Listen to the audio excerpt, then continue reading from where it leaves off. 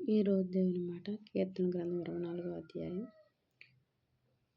1వ వచనం. భూమియు దాని సంపూర్ణతయు లోకమును దాని నివాసులను యెహోవావే.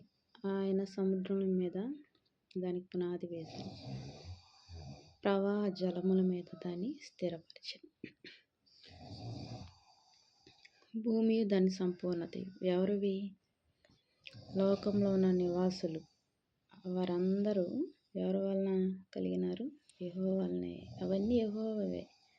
ఆయన సముద్రముల మీద దానికి పునాది వేసినంట. భూమి మీద ఉన్న సముద్రం మీద దేవుడు పునాది వేశాడు. ప్రవాహ జలముల మీద దాన్ని స్థిరపరిచాను. ఆ ప్రవాహ జలముల మీద దాన్ని స్థిరపరచడం జరిగింది. మరి ఆ పునాది వేయకపోతే, స్థిరపరచకపోతే ఆ నీరంతా ఎక్కడికి వస్తుంది?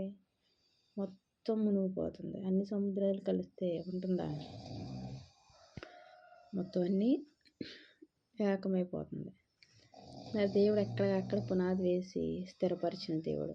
మరి వాక్యం వింటున్న మన జీవితాల్లో దేవుడు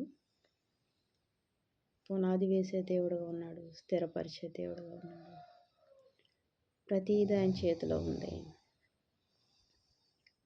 ప్రతి ఒక్క మన భారం ఎవరి మీద వేయాలి? దేవుడి మీద వేయాలి. ఎందుకు? లోకము దాని నివాసులను యెహోవావే.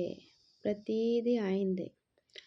ఆయనకు తెలియకుండా ఏదీ లేదు. మనకన్నా ముందే మనకు కొన్ని విషయాలు నెమ్మదిగా తెలుస్తాయి. దేవునికి ముందే తెలుసు. వర్తమాన భూత భవిష్యత్ కాలాలు ఎరిగిన దేవుడు.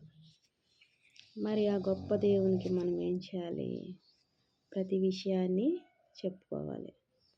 ఎలా చెప్పుకోవాలి? ప్రార్థన ద్వారా చెప్పుకోవాలి. చెప్పుకుంటే మన జీవితంలో స్థిరమైన దాన్ని, అలాగే పునాది లాంటి దాన్ని, మార్గాన్ని ఏర్పరిచే దేవుడు. మన జీవితాల్లో పునాది స్థిరం లేక ఇబ్బంది పడుతున్నామేమో. ఇబ్బంది పడుతూ పరిస్థితుల మధ్య నలిగిపోవచ్చు. కానీ ఆయన వైపు చూస్తే బలమైన దేవుడు, శక్తిమంతుడు, ప్రేమించే దేవుడు, కృపగల దేవుడు.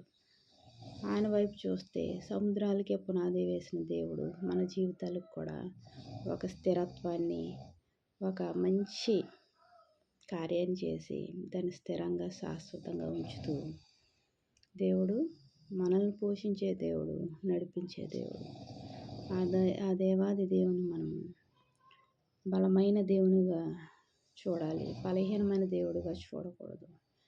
ఎందుకు బలహీనమైన దేవునిగా చూస్తామంటే ఆయన మీద నమ్మకం లేకపోతేనే, ఆయన మీద అపనమ్మకం ఉంటేనే, నమ్మకం కలిగి, విశ్వాసం కలిగి ఆ బలమైన దేవుని వైపు చూస్తే మన జీవితంలో బలమైన కార్యాలు జరుగుతాయి. దేవునికి వందనాలు. ప్రార్థన చేసుకుంటాం.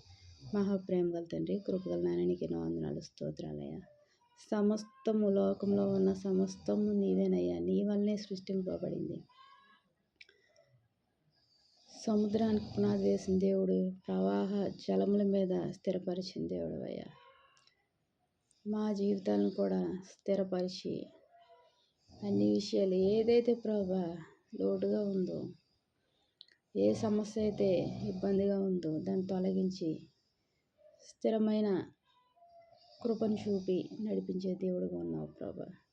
వాక్యం వింటున్న ప్రతి ఒక్కరిని ఆశీర్వదించండి. స్థిరమైన దీవెనలతో, శాశ్వతమైన మేళ్లతో నింపి నడిపించుతండి.